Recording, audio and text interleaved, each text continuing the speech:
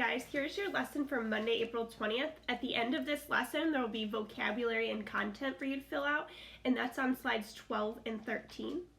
First, we're going to do some review about generators and motors. So generators and motors are actually very similar to each other in that they both have that metal casing with permanent magnets on the outside. And then there's the shaft and electromagnets with coils. So they're pretty much similar in that, except a generator has a little bit more and has a circuit. How they're different is in their energy transfer. So we know that a motor has to be hooked up to some kind of potential energy source, such as a battery, which also provides chemical energy.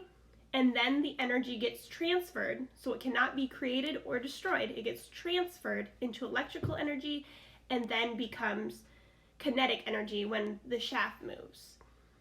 A generator, on the other hand, the hand crank one, we had to do kinetic into electrical.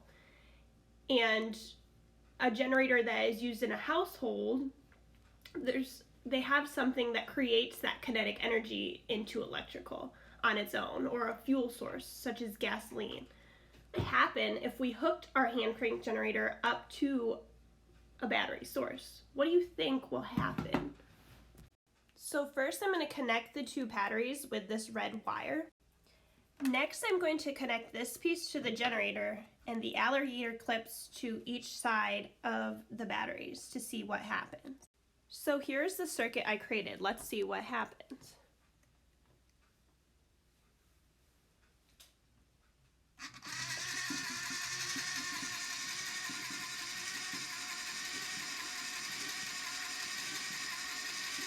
So what happened was that because the generator was connected to a potential energy source, it was able to just go on its own.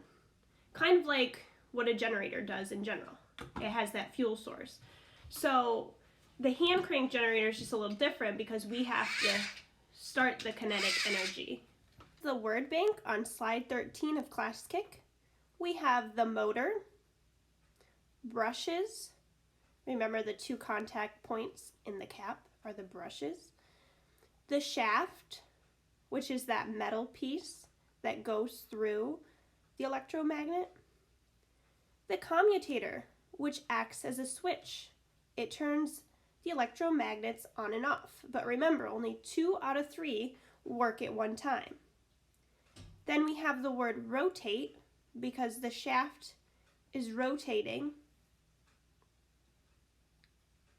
when it is connected. Then we have potential energy, which is the energy that's stored,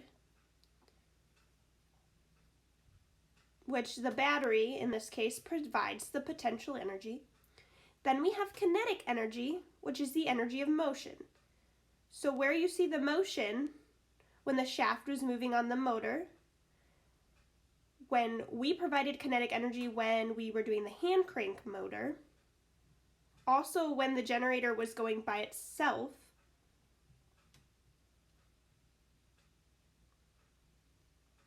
then we have chemical energy, which the battery provides, which gets transferred into electrical energy.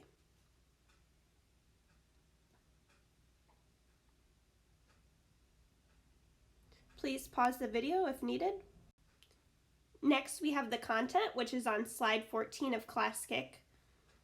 Our first point is an electric motor is designed with a commutator that acts as a switch, turning on and off an electromagnet.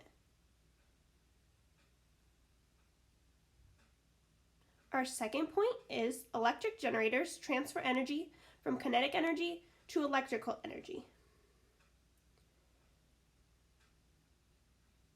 The third point is energy can't be created or destroyed, only transferred.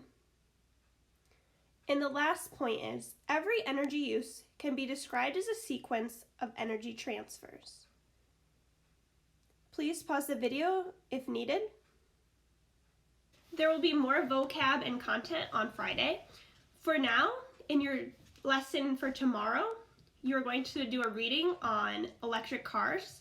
So for our lesson on Wednesday, we'll discuss electric cars at the beginning, And then we're going to discuss renewable and non-renewable energy sources, which you did a little bit in your electricity packet. And I have some solar cells, so we'll check that out. Bye.